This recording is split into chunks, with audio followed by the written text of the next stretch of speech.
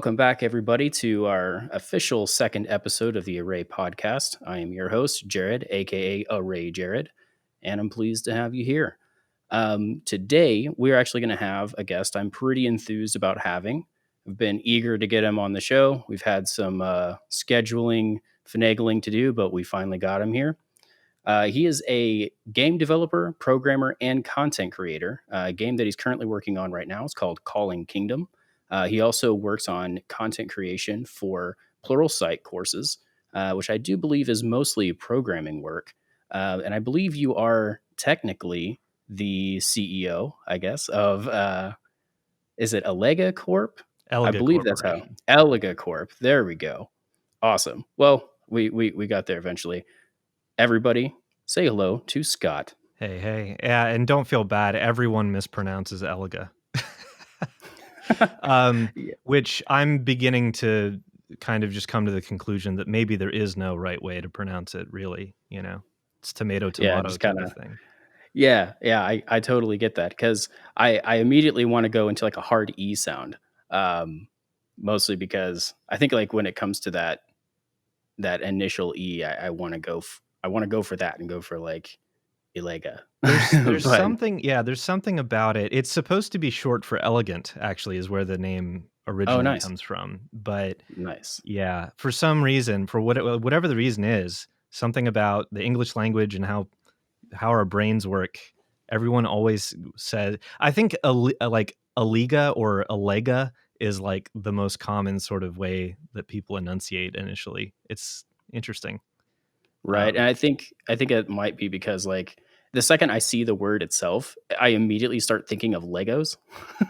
I don't know what right. that's probably just a me thing, maybe not, but I just immediately start thinking about Legos, and so my brain goes into, that's not going to be an Ella, that'll just be like an E leg, and then Yeah, transcend from there. for sure. At any rate, though, good to be with you. Thank you for having me on. Yeah, no, I've actually been pretty excited to get you on. I got introduced to you by my girlfriend, Lena. I believe on Twitter she goes by Lispritzy, or something like that. I always forget her Twitter handle. But you made some comment on there was a game I think that had recently come out, and you made like kind of a snappy little quip about it. And I Uh-oh. actually forgot what the quip was, but I remember it being hilarious, and I was like, immediate follow. Okay. Well, I mean, I'm scared to know what it was. I guess we may never know at this point, but At this point, probably not, because I've already forgotten it. Because there's been a lot that you've posted on Twitter that I've just thought is hilarious. Like, like it's my kind of humor, like finding the floating door in COD. Like, I don't know if you remember that, but I oh remember you yeah. pointing that out. I'm like, yeah, we don't look up. That's how that works. Yeah. Well, all of that, I mean, a lot of that type of stuff that I retweet, I follow people who somehow they always have that stuff. And yeah, a lot of good content out there. I'm the typical Twitter person in a number of ways, right? With hot takes or whatever, but and then of course, around the election I had to get kind of political, but I also try to be somewhat careful about what I talk about on Twitter. But yeah, I try to keep it to games, to game development, to programming, and then of course, as you mentioned in the beginning, I make these Pluralsight courses, so I try to talk about some of that some of the time as well, because I do have some people who take those courses and then they end up following me and stuff like that. But it's very me, I try to keep a lot of me in there, and I try not to go um, overly corporate, so to speak. Right, right. Which is unfortunately where uh, CD Project Red has just landed red hot right into that. I don't know if you've been keeping up with like since the release of Cyberpunk, there's just been a lot of vitriol around that game. There's just a lot of people are mad, even though they are kind of responsible for pushing it to getting out earlier than I think it was ready. But I don't know. I've come to this conclusion that for such an anti-corporation game like Cyberpunk is, it's Yeah. kind of funny. It was made by a company that is being accused of being highly corporatized. Yeah, I mean, I think all studios that have major success end up going down some version of that road. Um, it happened with like a lot of people don't remember what Blizzard was like in the early days, right? Oh yeah, Um, I do. I remember. right. And so like that, that's exactly what happened there. And like a lot of or like what I think about a lot of the studios that Microsoft has bought up over the years, and Yeah, that is a good one. none of them maintain any kind of a vibrancy or relevancy that they had pre-Microsoft after they go post-Microsoft, right? Like Rareware is a great example where they used to be this legendary studio to everyone and very respected. And now, Mhm.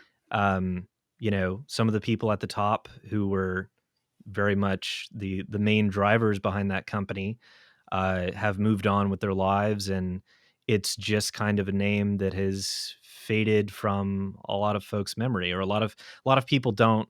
It's just another studio now, right? So it's a very common story, I guess, is all I'm saying there. Right, and I mean, I completely agree. Like, I can personally say, like, anecdotally, I guess you would insert there, like, BioWare was a big one for me that, very much went down that corporate path the second they got bought up by EA. And on the one hand, it's kinda hard for me to blame BioWare for it because, I mean, you need to get published. Like, generally speaking, if you're an independent developer that also publishes your stuff, that's a very hard, difficult hill to climb. I mean, it's not a hill, that's a mountain. It's difficult. And this is just from someone who was interested in pursuing game design and wanting to get into it, and then seeing all the hurdles that were involved with it, and kind of recognizing that I don't have the skill sets for everything I would want to do. So I never like really initiated into a project. And a lot of that, I think, for me, came down to seeing what that independent developer hurdle was going to be, which I think today it might be a little bit easier to get into it because I'm talking, back when I was in my teenage years. So, God, like, I don't know, Yeah, 15 years ago. right. Maybe it's a little bit easier today because I imagine there's more paths to try and get where you want to be. Well, But yeah, it's easier to make a game than ever, but it's harder than ever to make any money. So, yeah, especially when you have like big stores like Steam taking like 30% of the cut. I think it's still 30. Maybe I'm wrong. yeah, 30%. Yeah. Yeah, I which keep that's very tight intense. track of that myself. Oh Because yeah. as you can Do you imagine. have Calling Kingdom on Steam? It is on Steam, yes. Nice. I actually didn't know that. I didn't know that. I thought you were selling it off of your site solely. Yeah, yeah, well, so, yeah, it's on itch, gamejolt, and Steam, and I usually even though it's on Steam, I never drive people to go buy it from Steam. It's just there in case. Hmm. There are folks out there who really like having their Steam library or whatever, and so Right. for them, I went ahead and put it onto Steam. But if I kind of had it 100% my way, I wouldn't really sell on Steam. I'm not a huge fan of Steam, quite frankly. Um, but yeah, it's on there. It's not doing much. There's, like, one review from someone who, at the time we're recording, right, who, couldn't figure out how to play, and they got frustrated, and so they left, like, a bad review or whatever, and so I'm like, "Well, that's great," Right.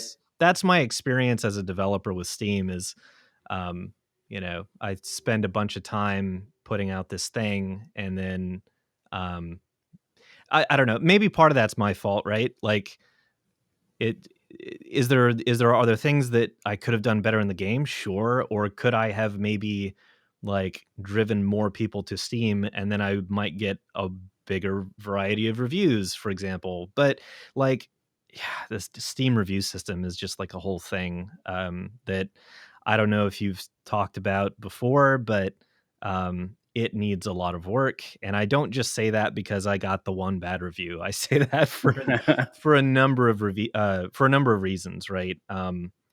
There's just a lot that is a lot there. But anyway, yeah, I'm on Steam, and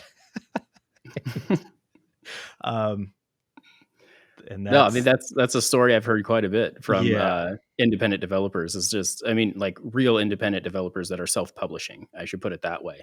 Um, that, trying to sell on Steam is very difficult because of how much well, first off, how much they take, and then there's an element of discovery with Steam that is a little bit difficult because Yeah. half the time Steam's not actively marketing things for the most part. Like you get a couple of like updates whenever you fire up Steam for the, like after you've like turned your PC off, which who does that ever? Um, but, like, you'll get occasional, like, recommendations for things that are on sale, but you don't usually just get hard marketing from Steam. So, the discoverability comes from elsewhere. It's usually coming from your own sites. It's usually coming from, word of mouth or people playing it and talking about it, through social media, and then you start seeing traffic coming into Steam. I have not heard of a lot of people just releasing an indie game on Steam without doing any outside marketing and it being successful there in terms of launch. Yeah, well, I mean that's always true no matter what the platform is you're selling on. You always have to have some degree of marketing outside whatever the platform is. At least, within if you're talking about within the past like 5 to 10 years at least, um, there was a time where if you were on Steam, you were practically guaranteed to make a decent amount of money.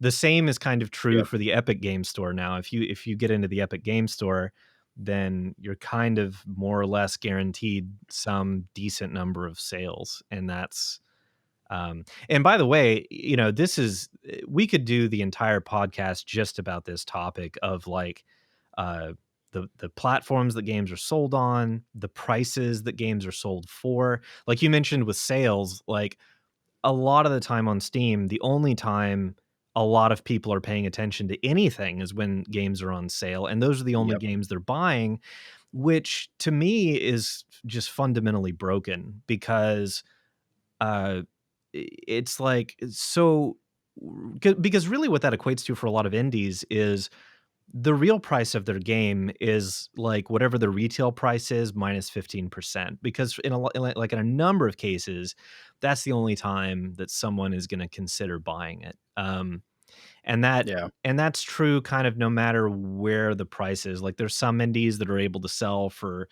20, $30 a download or whatever.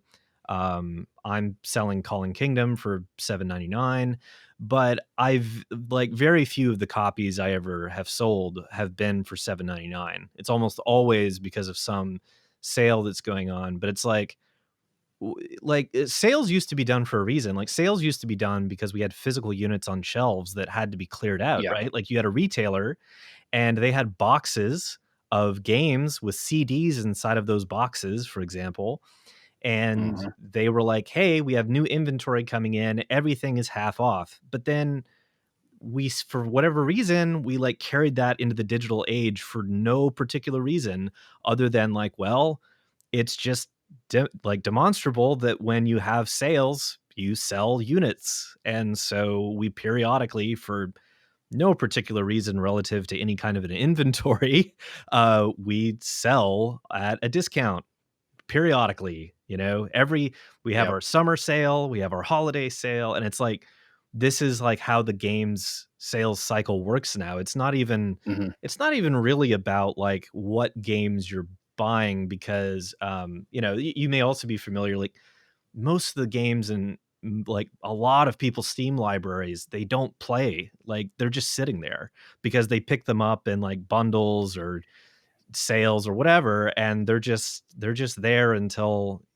who knows when, right? Oh yeah. I'm totally guilty of that. So I'm not even gonna lie. I am guilty of having games in my Steam library that I picked up on sale. They sit there because anytime I think about playing them, I'm usually like, nah, I want to play something else. And so, like, my library is not even that huge. I mean, I think I might be somewhere in the tune of like 50 or 60 games, which yeah. is nothing. That's nothing compared to people that wait for that winter sale or that summer sale and just pack on like 100 games in a Yeah. single Yeah. sale because they can get all that stuff for like, $150. That's right, and it's great for the platform, but especially from the standpoint of indie developers, like, is it really so great for them? Because they're Right. basically just giving away tons of, tons of downloads of their game for pennies on the dollar, right? And that becomes more or less like if you look at like a 5-year time span, that becomes the real price of the game for all intents and purposes, right? So, Right. And then um, it does kind of feel like it might also be a little bit of a I don't want to. Well, I mean, maybe guerrilla marketing kind of fits into that. So if you're gonna sell your game normally, let's say it's for $8, but then whenever the sales roll around and you're selling it for $2, and more people are inclined to buy it, for the people that are interested in that kind of game that play it and are willing to leave, a review of their experience, or even just talk about it word of mouth on social media or something like that, it does kind of work to be like a little bit of a marketing effort. The only problem is like I agree with you. It sets up the expectation from the consumer's perspective right, that they shouldn't be spending full retail for a game, even when that game costs $8. Like right. I totally get it whenever you see a game and you're kind of like you're trying to judge it based on the trailer, which is a very difficult thing to do because you have no idea how the game's even going to play. It's so difficult to try and judge it, which is largely why I don't pay attention to trailers for the most part, or really games journalism in general, because I feel like the gaming journalism system of review is kind of rigged. I have nothing to really back that up, but I do think that there's just some money exchanging hands or favors for favors to get, you know, Well, better reviews. I mean, it's certainly like a who you know type thing, right? Right. Like, I've known people who have pursued what used to be a much more common dream of like, I'm gonna go to Hollywood and become an actor or a screenwriter or whatever.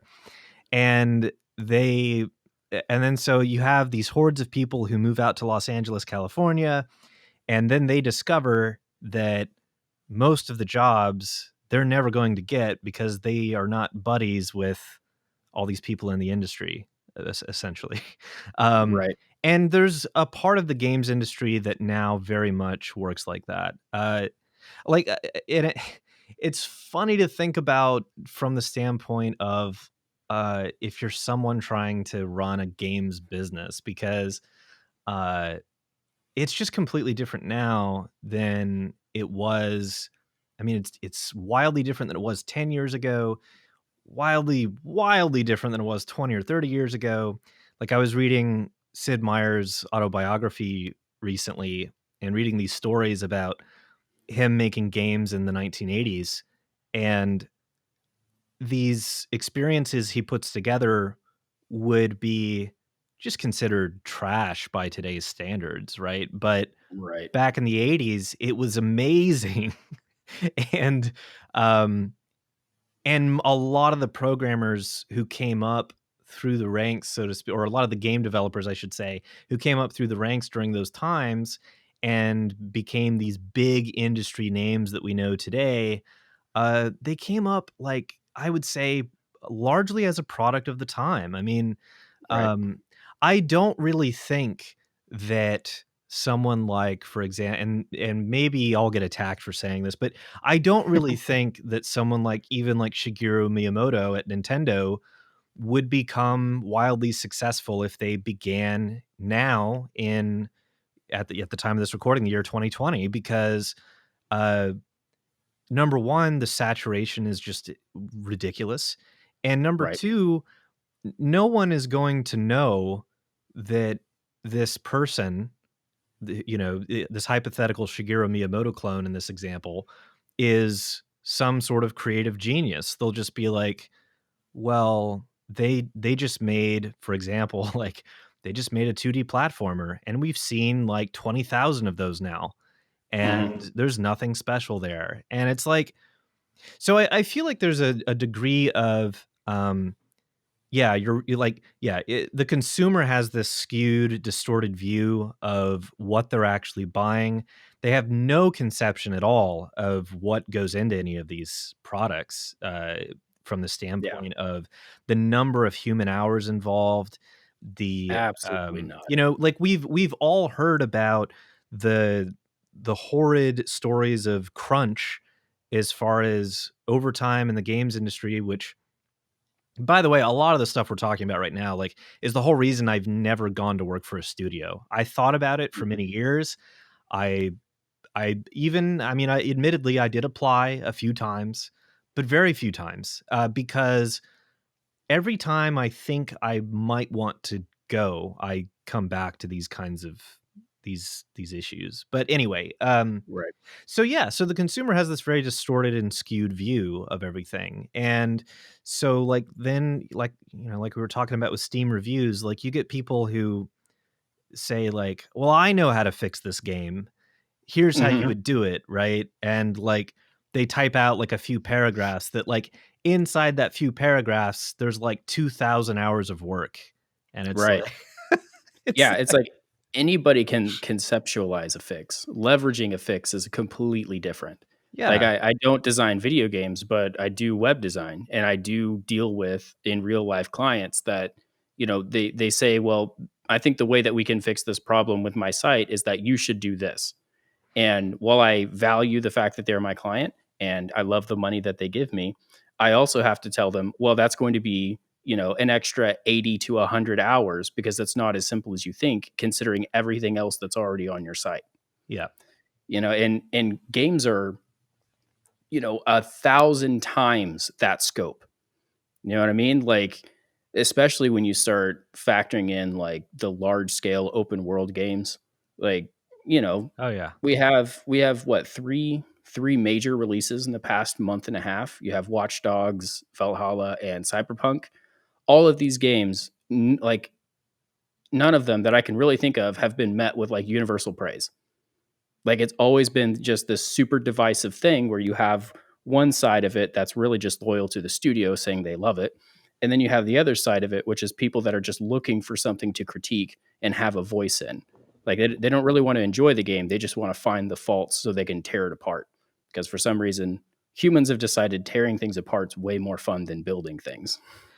well, a lot of that is amplified by social media probably, Oh, uh, 100%. because I yeah, yeah, I completely think social media is a large driving factor for trying to create the division. yeah, because people are rewarded for tearing things down on social media, whereas if you're just sitting in a room by yourself with an opinion, no one rewards that either way, right? So, Right. Well, um but I would also say social media doesn't generally reward people with positive outlooks on things. oh, yeah, no, that's absolutely true, and there's evidence, right, that you can look to for that, which is that negative headlines have more of a compelling draw than positive headlines do. And Right. the same goes just for, I would say, a lot of content in general. So that's unfortunate, but that is kind of what it is. Yeah, it's kind of funny that earlier you were mentioning like you try to keep your Twitter as much about programming and games as possible, but this past year has just been so politically divisive. I found myself kind of like in that same boat where largely I use my Twitter to try and like promote brand awareness, even when I am doing just the stupid, silly stuff like Yeah, sending gifts to things. But it's largely to try and, promote some sort of reach to get people to, think that my content or my opinion on something could actually be valuable. And I actually got into the Twitter game way late. It was actually this year that I even had a Twitter. I largely just avoided it because all I ever heard was that it's incredibly toxic. And yeah, my experience with that is that, yeah, that's about 70% accurate, Like, it's yeah. about 70% of the stuff that I see in my, like, daily feed has been toxic, where it's just people wanting to complain about anything and everything, and that's still me largely following gamers or largely following game studios. That's And yeah. It's weird to me that, like, even in something as mundane as gaming, which I do consider to be a mundane thing. This is not something that requires a large portion of the human consciousness to dedicate its time to. It's amazing to me that people want to find political reasons to support or not support these things. You know, like the whole like Game Awards situation with The Last of Us 2. You have a bunch of people that are angry about it. I guess because it's a female character. I'm not entirely sure where the frustration for that comes from. But then you also have this other side of it that's so angry that that side exists that they just do anything they can to try and stop that voice from existing. Yeah, and I, yeah, I mentioned this on Twitter of like, well, I don't really have an opinion about The Last of Us. Now that it's won all this stuff, and it's actually had a lot of attention over the past couple years or whatever, Mhm. but now that it's gotten all this attention, I'm actually curious to play it. But most people don't ever have that reaction that, as you said, is kind of a mundane sort of thought. Because for me, I'm just like, "Oh, won all these awards." Even if we say, well, the awards are chosen by a bunch of journalists, and Also agree with you. Huge mistake. Huge mistake. yeah, I mean, I think that uh, the games, and if you're going to have an award show for the games industry, you ought to have games industry people on the panels deciding what should get the win. If you're not going to make it purely vote driven, which of course you shouldn't, because not everything should be up for whatever the mob demands, right? Um, Right, which I is th- the inherent danger with voting that I think a lot of people don't understand. Like, there's a yeah, reason that let me put it this way, there's a reason that Socrates was, or Socrates, I guess I should say, there's a reason that he urged caution with the idea of democracy and is noted for saying that. Even after, I think it was was it his teacher that came up with the concept in general? Maybe I'm wrong. I don't I have remember who it no was. idea, but But but yeah, Socrates is known for basically saying, like, there's an inherent danger for putting everything into a popularity vote yeah, because, there are things that shouldn't be judged by how popular they are if you want to understand its real merit, that's which is right. where awards come in, where it's where leadership comes in. Like, these are things that I wish people would think about a little bit more. And in regards to the game awards, it's like the second you said that, I was just like, let me just smash that 100 emoji as many times as I possibly can because that's exactly why, even though I enjoy the award show, just because it's the only award show I can really get into because video games do inhabit a large portion of my life as my girlfriend. We love video games, so Right. this award show is something that's meaningful to us because we can both sit down and watch it and enjoy it. But the idea that people who review video games should then be responsible for judging the artistic and innovative merit of said game makes no sense to me. Yeah. You should have the people that are known for creating, influential and innovative games be the ones that are like this company or this studio or this director has a clear idea of how to make the next big thing. And I think that would be way more value to the industry as a whole as Yeah. well. Yeah. And I think, journalists and critics, they can have a voice in the process. I think that makes sense. But yeah, like with best art direction, why don't we have artists helping to decide that? Or for best music, why don't we have composers and musicians helping to pick the winner in that case, or and so on and so forth, right?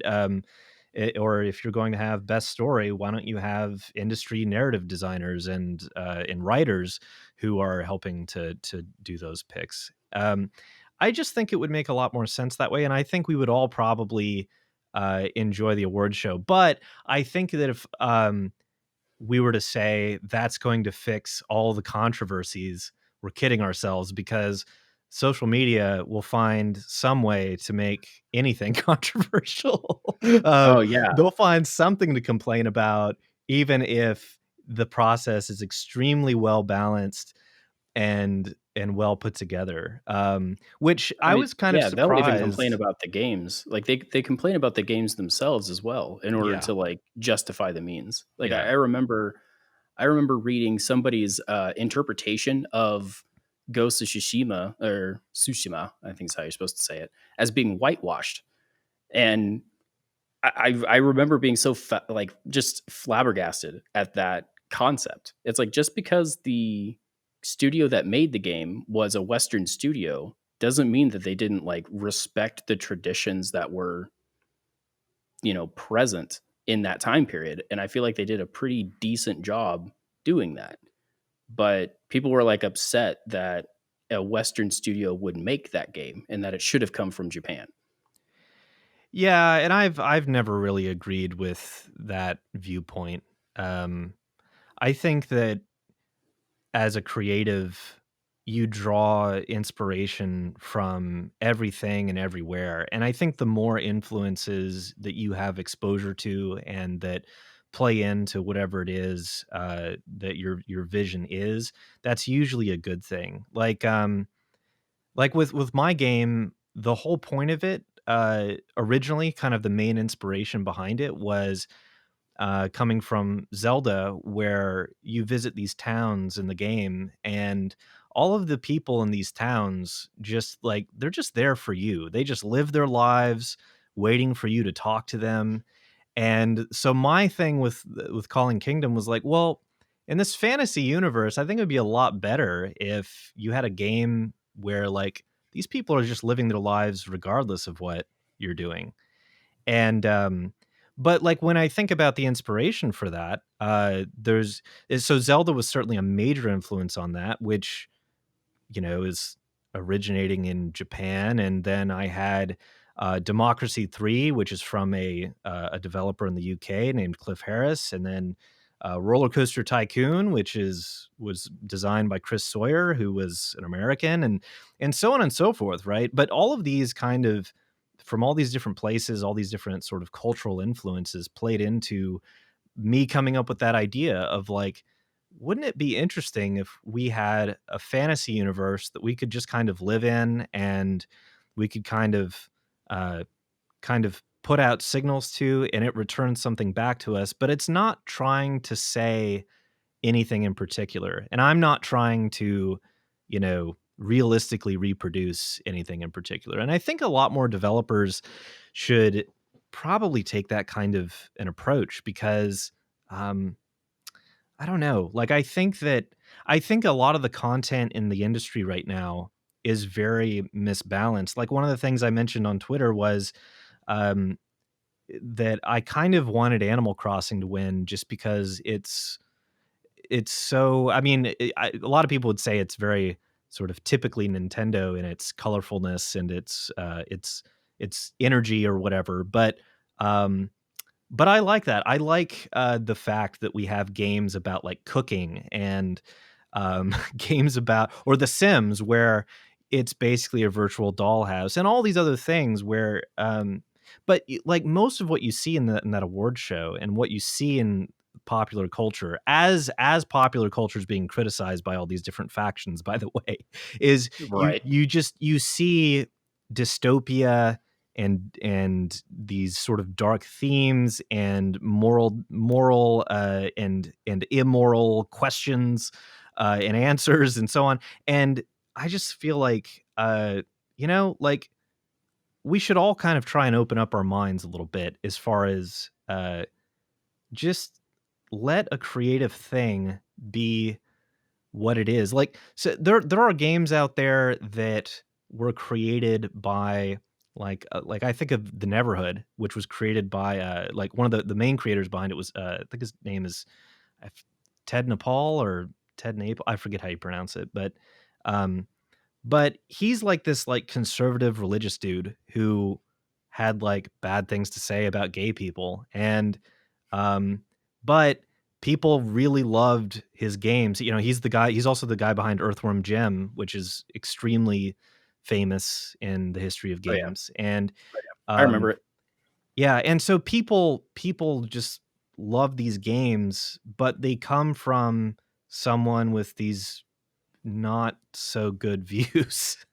Mhm. Um, so my point there though is just that uh, creativity and what you create in something like a book, a story, a game, a song, whatever that is, that is something of its own. It is fundamentally not necessarily always going to be connected to the person that began it, right?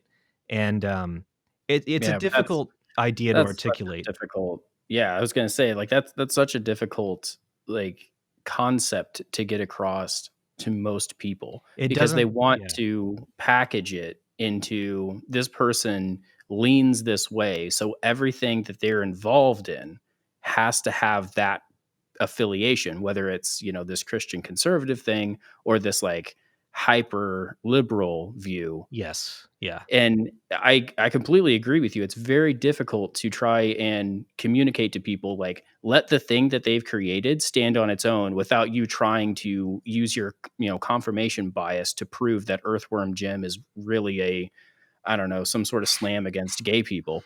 Like, they it's weird how we've gotten to this point in culture where, or I guess you'd say in our modern culture, where everything is so tied into somebody's political affiliations that anything that they touch, it's like the Greek myth for Midas.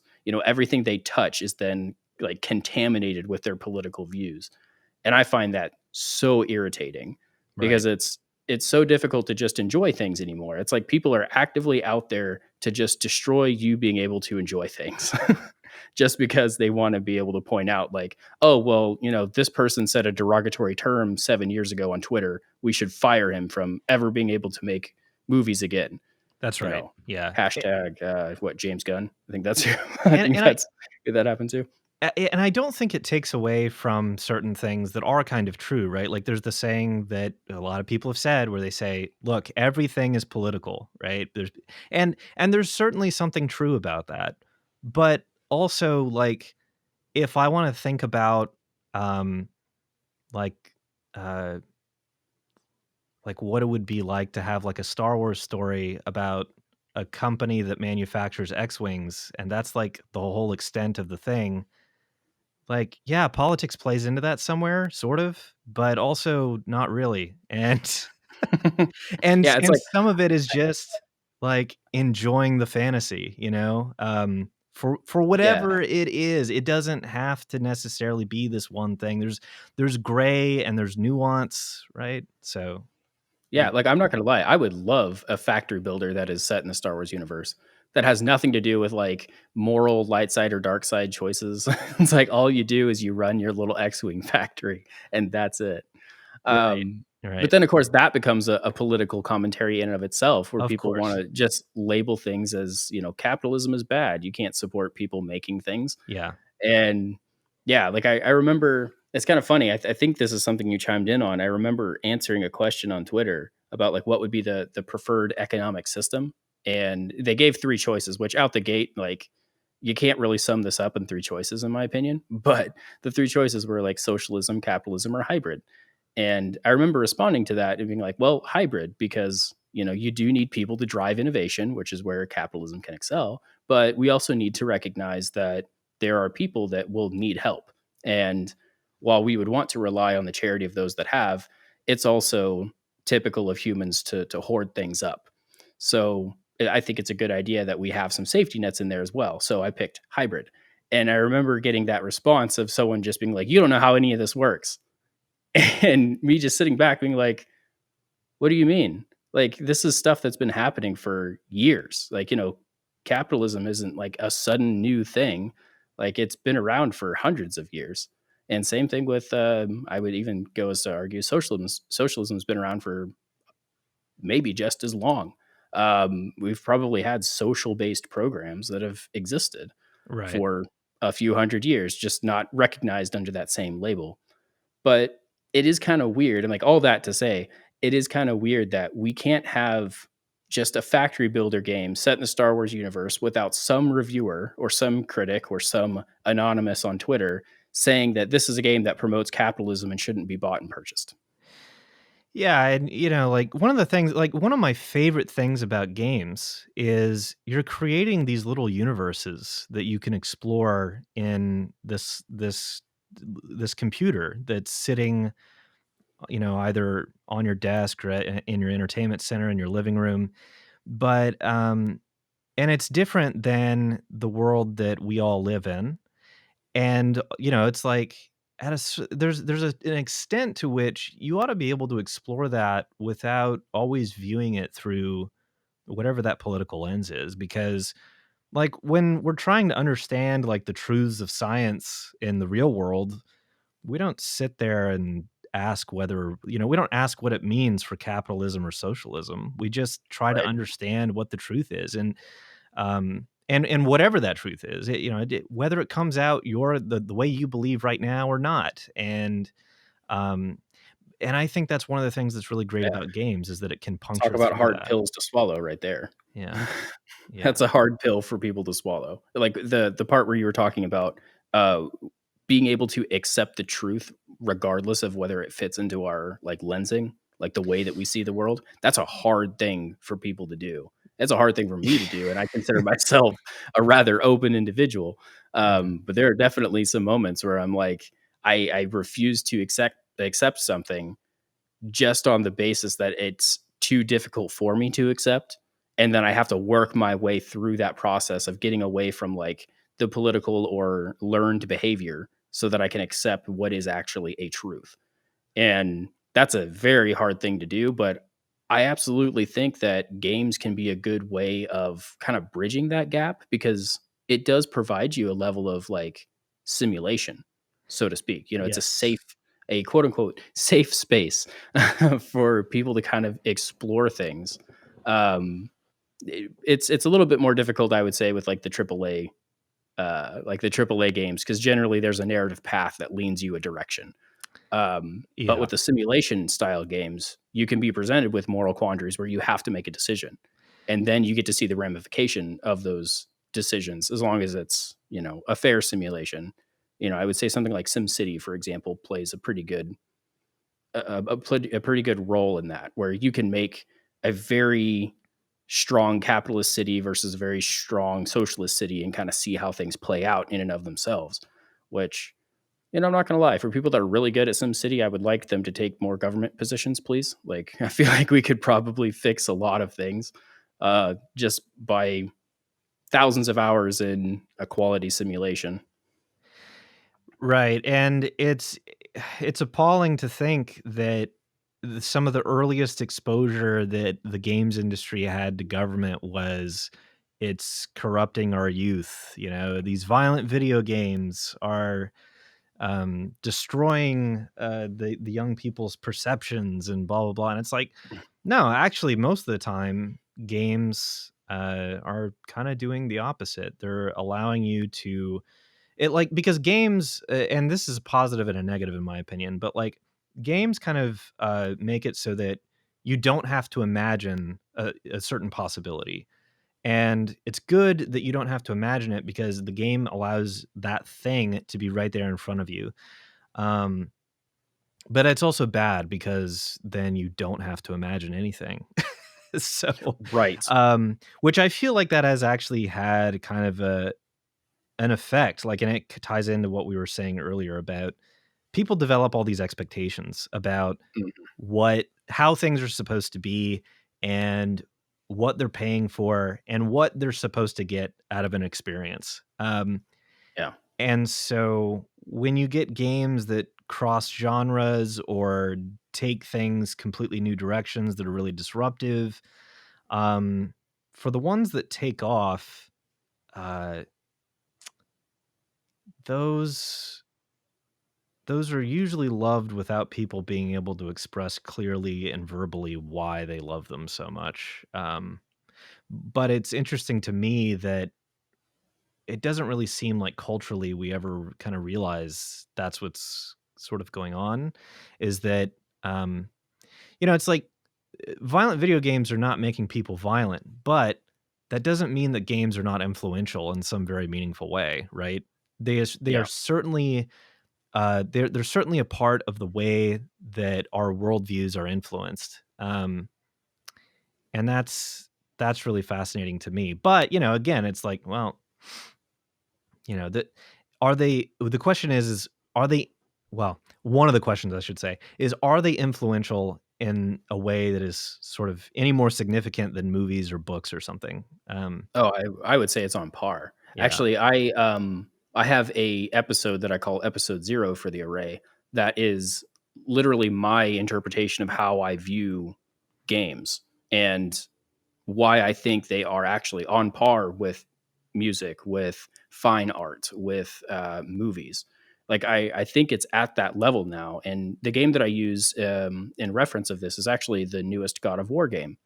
Like I don't know if you've played it yet, but for me, like it came out at a time where I was like learning how to be a good dad. And that's like literally what that game is about from the narrative perspective is learning how to be a dad. And now we're just doing it through the lens of Kratos, who is known for just murdering everything, Yeah. which I think is particularly interesting. And there was something about it that like resonated with me in a way that was familiar and yet made me uncomfortable as well because for I guess I would say for most guys while we're young we tend to be a bit intempered. It's not until we get a little bit older that that temperance kind of settles in, and that was definitely the case for me. So that's a general term for most guys. It's not everybody. I get Mhm. that, but for me, absolutely, I was very intempered in my youth. But as I grew older, as I became a dad, that temperance started to settle in. It's still kind of settling a little bit because I'm also rather emotional, outbursty kind of person. So that kind of personality and not having temperance is a bad mix. But I do think that games are at that narrative point where they can impact people in a positive way. And even like the hyper violent games. So let's take Mortal Kombat, for example, the latest ones that have been released, you don't necessarily have to do fatalities. They have another section of quote unquote fatalities called friendships, where it's these characters doing silly things instead of murdering people. And it's like I think that right there is the perfect way of highlighting that games don't necessarily make people violent. It definitely helps whenever you can have the choice for empathy. So, and that's what I think those friendship moves represent, is they represent a player's capacity for empathy. Like, I don't just wanna watch, um, whatever character, Scorpion or Sub-Zero just murder this opponent. Instead, I wanna watch, Scorpion scream, "Get over here," and then pull a giant teddy bear at him and give it a hug, and then that's the end of the round. It's like it's little things like that where people can stop taking games too seriously and open up, but then simultaneously open up opportunities for empathy that I think will lean narratives in a direction to where they can be positively influential. I Yeah. think branching path dialogue does a very similar thing. Like, for games like The Witcher or CD Projekt Red's Cyberpunk, or even like Valhalla, there are moments in those games where you can execute empathy or you can be a dick and, murder them. Right. I think that everyone is hungry for these different kinds of experiences too. I mean, we've we've had the industry, in my opinion at least, and this is so there was a period, by the way, which I kind of where I kind of tuned out games for a number of years. It was kind of it was during most of like the Nintendo Wii era, and for kind of like it was like 5, 6, maybe even 7 years, I kind of dropped off from following the games industry for a while. The That's reason amazing. the I reason had a similar experience. yeah, Yeah, the reason sorry. I did is because I felt bored by the fact that there didn't seem to be any innovation with the experience going on anymore, and it was just about recreating what we already knew, but with nicer graphics. And um, I think that's still going on to a large degree. I mean, I think that they're taking very small. little steps in certain directions, kind of like what you're talking about with some of these things. But overall, like, as part of why I am by choice an indie developer as opposed to trying to work with some studio, because like the whole point of being an indie is to create something that is brand new, that no one's seen before. And like I said, I think everyone's hungry for it. Everyone wants that to happen. That I think everyone would be really, really happy if we saw more of that whenever, like, when we're thinking about the Game Awards and we're watching everything that's going out. It's funny, like, if you compare it to movies, like, I don't think we watch the Oscars and we like, like, I don't know, it feels like 30% of the titles are like these first person shooters that all kind of work in very similar ways. And also mechanically, in terms of the game mechanics, they're all kind of copying from each other to some degree. But Right. like, we don't watch the Oscars and like see that balance in movies. We see a much wider variety of films that get made, because cinema is this thing that we've kind of begun to understand a fair bit better than I think developers, even though it's been many decades now, understand games. I think there's so much left to understand about creating interactive experiences, and we're just not there yet. But I think, like I said, like, when I see stuff like Animal Crossing or Overcooked or It Takes Two, which was like kind of an interesting announcement that we saw at the Game Awards. Whenever I see games like that where you think about it and it kind of reminds you of like romantic comedy movies or something. Hmm. Or like I was joking on Twitter about, like, just give me a game about making a sandwich. Like, but like, whenever you see stuff like that, it's like, okay, I bet that yes, exists. like, that's what we should have. We should have all of this variety and richness with these experiences, and much less of games that are like, I'm in World War II and I'm storming the beaches of Normandy again for like the 20th time in a game, like, Right. Well, I mean, but what I think you're bringing up there is actually it's the argument of, do we want to make money or do we want to take a risk? And I think a lot of studios are risk avoidant right now. Even filmmaking studios as well. I feel like they've yeah, gotten way more risk avertant because or avoidant because at least with the like big hyped up studios like Universal or WB, or I guess Disney now with the Marvel Cinematic Universe, like they literally have all their beats down pat. They do the same thing, and you don't normally see them in the Oscars. I will admit that you don't normally see those kinds of movies there, but those are the ones that make huge swaths of money. right. Yeah, that's true, and I think there will always be, like, there will always be people who love, like, the typical first person shooter experience we know today, for example, and that's fine. There's nothing wrong with that, I don't think. But I disagree with the idea, though, that uh, it's risky necessarily. I think that if we have an industry that stays stuck in the places it is today, and I would argue the places it's been for like the past 10 years as far as where all of the money is, I think we're actually headed for kind of some doom and some bust in the industry as a whole, because in other words, I think it's risky not to go these different directions, and to stay the course, because I look at like the PS5 and the new Xbox right now, and the reaction to it has just been so. I mean, I don't know if you would agree with this, but I feel like it's been so unenthusiastic. It's like, it's another console generation, and here we are with new new graphics cards and a hardware upgrade, and Largely, I think that's an availability issue. If I can be completely honest, I do think it's an availability issue. Just not enough maybe, people being yeah, able to actually get them and maybe. experience it. But I Because mean, we've had that every generation though, like at some point, right? yeah, I do feel like this year's been a little bit worse. I was actually working for Best Buy at the PS4, Xbox One initial launch, and I remember us still having like a huge amount of stock even after that opening night at 12 in the morning. It's largely where I was working because it was in Minnesota, even though we were like, I think we were 2 hours north of the actual Best Buy headquarters. But Hmm. um, I do remember that opening night and there being quite a few people that still walked in to buy one, but we still had a lot of stock left. And I think it was the next night is when we had to like package them up and send them back over to a distribution center because a lot of them were getting bought up for online orders.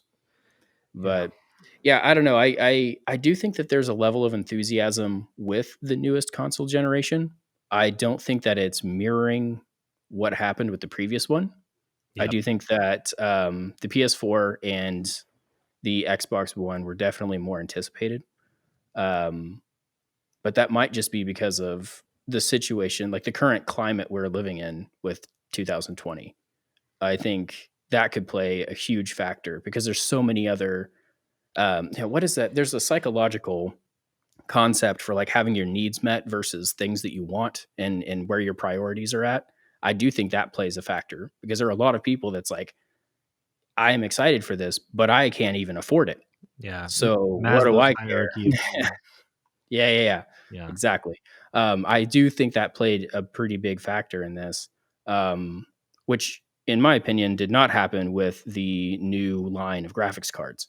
There seems to just still be an immense amount of, I don't even know what the word is for this, just craze Yeah. around the 30 series NVIDIA chips and the 6000 series AMD cards. Like, dude, it's nuts. Right. Like, Yeah. just the fact that they can say, "Hey, we're gonna sell them on this day," and then you go to the, whatever store page you wanna buy it from, you have them in stock, you click buy, they say there's a problem, you refresh the page, and they're all gone. It's like, Yeah. Yeah. that's insane, Yeah. but I don't know. I'm excited for, like, the new generation of stuff because I do think that graphically, it's going to be pretty beneficial. I'm not super enthused about being able to play a game at 4K. But I do like the idea of finally getting, a solid 1080p experience at 60 frames while also having, kind of these fancier, I guess you'd say like graphic modules that are available, like ray tracing. I think AMD has some other type of module that they're leveraging that's similar. Yeah. But, something, those things I do think enhance the experience. I'm playing through Cyberpunk on my Twitch channel right now, and I can already say like having ray tracing turned on, walking through the city, it looks pretty awesome. Sure. It, Yeah. it's like where I thought games were going to be when I was a kid. Yeah. Yeah. I mean, this generation, um, like watching the award show whenever that Crimson Desert trailer played, Oh I yes. haven't been impressed by graphics much in the past probably 5 years or so. But this generation, I have genuinely been impressed. Microsoft Flight Simulator 2 is the first time I saw that, I was just like, "Wow." Um, but, like, there's also a degree of disappointment there too because all of our resources on the machine are going to creating these and higher visual fidelity things, and, I haven't seen a lot of developers go after deeper mechanics from that standpoint. And also, the input mode, as far as we still have a traditional controller, and that is still, and in a handful of buttons, which, don't get me wrong, there's a reason we still have that. It works very, very well. But there's a degree to which that limits us in some ways as well. And it's been a very long time since we've had extremely meaningful input innovation the way that we had originally, perhaps. And when I talk about the resources going to the visual fidelity, I mean the power of these GPU cards is just, it's amazing. And of course we're seeing amazing imagery come out of them, but also, like, you could be feeding regular instructions to those cards. You could do general compute with those cards, and what that means is that we could be doing very interesting things with games that are not as graphically impressive, but we could be doing things like artificial intelligence related. We could be making characters more realistic in how they respond. We could be making environments that are much more sophisticated, like a lot of people probably know that Minecraft, for example, is written in Java, and there's things about that that I won't get too deeply into here, but uh, I think hopefully most people know Minecraft, like that particular kind of game, and Minecraft itself could be very, very optimized with current technology in a way that it's not. And what did we do? Well, we got RTX, and then you had like Minecraft RTX, and it's like, okay, but like seriously, like these are cubes. Like I don't need Mhm. ray tracing on my cubes. I would rather you take that technology and do something super interesting with what we know to be Minecraft, but something we've never imagined could be in Minecraft as far as its sophistication. So, like a great example of that I've talked about a number of times with these like action adventure games, like whenever we think of Zelda, um, like going back to that idea of like these people in these NPC towns that you come across, they're just sitting there waiting for you to talk to them.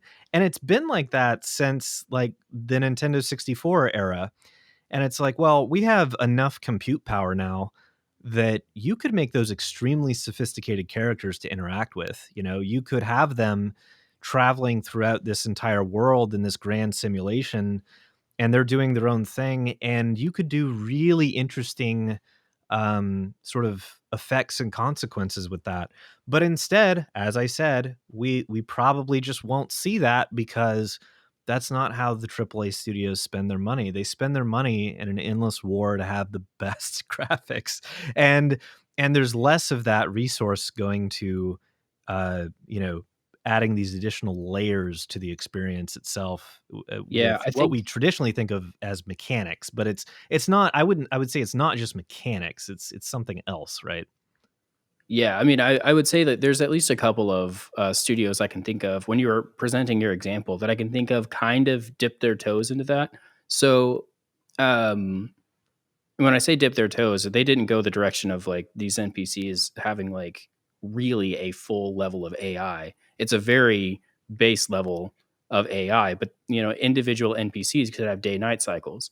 Um, I know at least with The Witcher 3, there were a few NPCs that actually did have that were also quest givers. There were also some in this one, actually, I think this one goes across the board for all NPCs. There was a medieval game that came out called Kingdom Come Deliverance that all of the NPCs actually do have a full day night cycle, Yeah, like all the way through the week. So on Mondays, they do this and they'll go their routes, they'll go do their things. You can talk to them. It's probably a couple of recorded responses, but that's about it. But they would still go do their thing. But then Tuesday could actually be different. Or if it was raining outside, they would just stay home. Like they did that's right. add Yeah, some things like that, but I definitely agree. Like if we could if and then pitch this idea to a studio, I guess. But if you could narrow down the scope of the game, you don't have to make things so big. Just a couple of cities. But you could still have that kind of open world adventure. Maybe you fight some monsters or some nonsense, whatever the narrative is.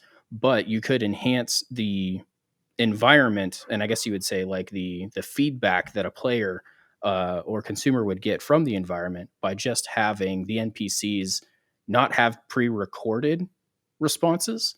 They don't have to be necessarily voice acted. Like I said, we would narrow the scope, but just imagine walking up to somebody and you say something to them, and they you almost carry on a conversation with the number of responses that you could have right. where And I yeah, can actually, like, point you to valuable information that you wouldn't otherwise be able to get. It's not something that shows up on a UI. that's right. Speaking of which, that's one of the things I loved immensely about Ghosts of Tsushima is that their UI was so simplistic, and it didn't have, like, dots all over the place for you to try and follow. You didn't have a giant compass above your head. You weren't just going from objective to objective. I think that's why they won best art, by the way, is that the game literally forced you to look around. Like Right. it's like it's a simple thing to do, but I think being able to do that, they did have an impressive graphical quality to it. but I also think that their graphics weren't, just so amazing I couldn't believe it. But what was so amazing that I couldn't believe it is the fact that how I was seeing the world around me was influential towards what I was going to do, as opposed to like Assassin's Creed Odyssey, where I'm literally just running to the objective point, kill the dude, go get my reward, repeat. Yeah. And a lot of what I hear you describing there is that really like a little bit can go a very, very long way, right? Like there've certainly been like I know of designers out there who have tried to like add personality types to NPCs and they've tried to do these crazy chatbot style things and those types of things, which, maybe eventually someone will figure out those kinds of things. But yeah, I mean, most games AI programmers will tell you that usually the very best AI in terms of how the player perceives it is the stupidest, simplest stuff. but Right. but I think that there are little things there that you could throw in that, yeah, it would definitely have a very big impact on the experience. And it sounds weird, and maybe I'm a complete weirdo for saying it, and I probably am. But like when I go to these shops in Zelda, and everything is like a preset price. Maybe because I'm an economics nerd, but I'm like, well, why is it always this price? And it's a stupid thing to some people for me to describe that, but genuinely, seriously, it takes me out of the experience a little bit whenever I feel like there's just this curtain that um, I pull it back and like there's just someone there, some designer was there who was like, well, we have to make it this price so that it balances on this spreadsheet or something. And um and I think that design wise, it's challenging and it's difficult to get away from these little things. But I think that in terms of the immersion and the experience and everything that you get, I would say, it's funny talking about, like, prices and markets or something like that, and again, maybe I'm just a weirdo, maybe I'm an economics nerd, I don't know, but I think it does have a strange sort of impact at an emotional level because the more you feel like that world could just carry on without you, I feel like the better that is. Some designers would, completely disagree with me about this, by the way. Some would say, no, like, every experience we have has to be this certain degree of power fantasy for the player or this certain sort of you have to give them this certain level of autonomy, and you do have to make things revolve around them, in all these different ways, and there's definitely designers that say stuff like that. But with I feel like me, that's shifting. I I honestly yeah, feel like that's shifting away because I mean, my immediate like thought process when you're talking about like the economics of being able to buy something, like how I would wonder how difficult is it to try and leverage a level of scarcity for the things that you buy.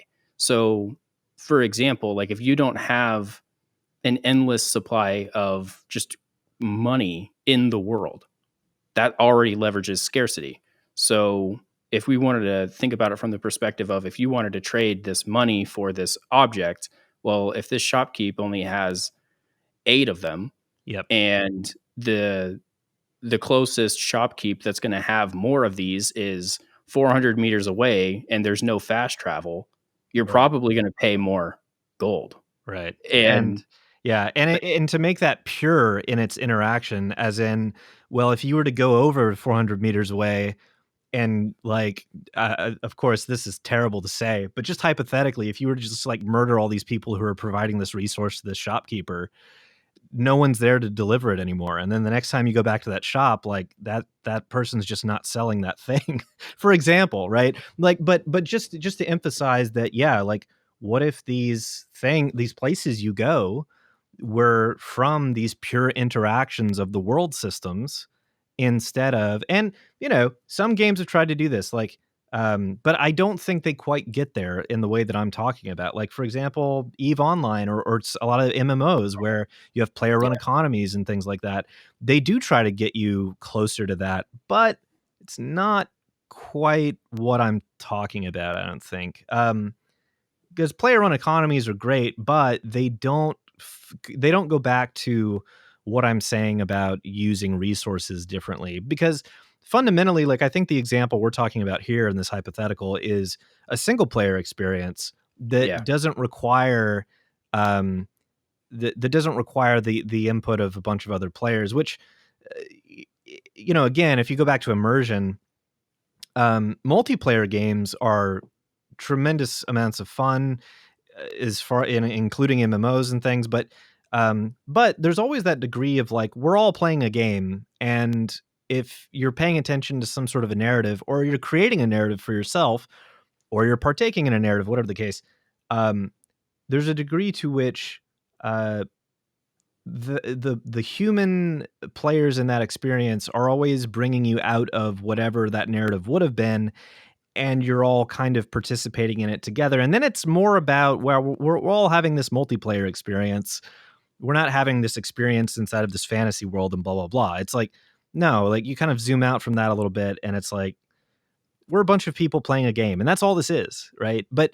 But it's different when you play a single player experience that is meant to present something to you that puts you into that experience in a very meaningful way, that doesn't have that aspect, that is really just about, like if you're playing a Star Wars game and you're on the planet Tatooine or something, I don't like when I play that game in single player, I don't ever want to be thinking about what would this be like in multiplayer. Like I want to feel like I'm on Tatooine, Right. because that's the whole reason I'm there in the single player experience to begin with, more or less. And so yeah, I think that there's plenty of progress to make there.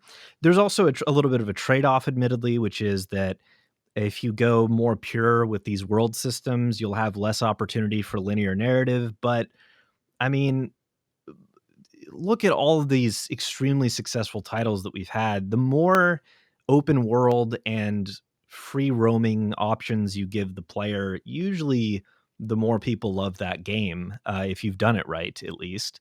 And like, Yeah, I do think you're presenting a pretty strong, I think the word here I'm looking for might be dichotomy of you have the theme park experience, then you have the sandbox experience. yes, yeah, that's And right. the downside with the sandbox experience is that it is very difficult to tell a story in a sandbox experience. Or yeah. Whereas with the theme park experience, it's very hard to give the player that sense of immersion because everything is trying to get them to go somewhere. That's right. It's a weird level of control that I think bothers a lot of players and can take them out of the game. Whereas with people that really get into sandbox games, they don't want to be told that they really need to go do anything. It's more of a, hey, when you're ready, go talk to this person over here. Yeah. Yep. And it's kind of a challenge to like really balance that out as well. Cause like I remember the first time I picked up Skyrim, I completed half the map before I talked to the first person to initiate the main storyline. Yeah. And by the time I got there, I was so overpowered that there was no challenge. I remember Yeah. one-shotting a dragon with a bow, and he's just flying around, just pop, and he's down. And I remember that being like, "Huh," I felt like this was gonna be a more climactic fight for my first dragon. Yep. Uh, and yeah, it was just I remember that just taking me out of the narrative immediately. So yeah, I think that there's an achievable balance. I do kind of wonder what the best way of handling it is because I feel like I don't know if you played Final Fantasy 15. It's one of those Final Fantasies that got a lot of crap, um, but I would say how it handled open world versus narrative was really strong. Hmm. You had this introductory to the world, which was open world essentially. You're tasking, you're just exploring things, you're getting immersed in the world by doing things. Then once you've completed all that stuff, it's story time. And it takes you right through it. There's not a lot of breaks in between. It's like once you start, you don't go back. Yeah. Uh, and so I think that's a pretty solid way of approach, even though a lot of people complained about that because they would like to stop the story and go back and do the open world stuff. But it's like, that's not really how this game is engineered. It's really engineered as those two types of games in the same game, but they're phases. Right. And I think that is actually a solid approach to handling it. And I would prefer the open experience first to immerse you with the world so that Yeah. whenever you do go into the story, things carry more weight. But then again, it is a very generic type of world, which was, I think, its downfall in that, there's no level of scarcity to things. There's no repercussion really for doing anything. It was still just you're going on quests and that's about it. Yeah. You can't steal something and go to jail. Well, yeah, and what I'm talking about trying to do from a design perspective is not easy at all. It is extremely difficult to pull off successfully because one of the things you're talking about there, think about just the concept of like an ecosystem, right? Like if you have a game where you're in its open world and you have like, in order to buy wood in the game, well, wood has to get delivered from people who are out chopping trees. Well, okay. Now you have to worry about like how fast trees grow or grow back or how many wood choppers there are. And like, will we ever run out of wood? And will we have like a system collapse and things like that? And that adds an extreme amount of complexity that is really difficult to pull off successfully and still make the experience compelling or enjoyable for a designer. And so there's very good reasons why designers have stuck to such linear systems in these games, and especially once you involve narrative. Certainly, really good reasons for that. All that said, I still hope we get what I'm talking about more. But Yeah, it's hard.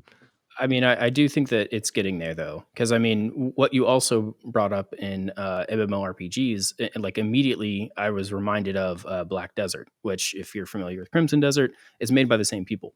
And Black Desert is very much a sandbox MMO.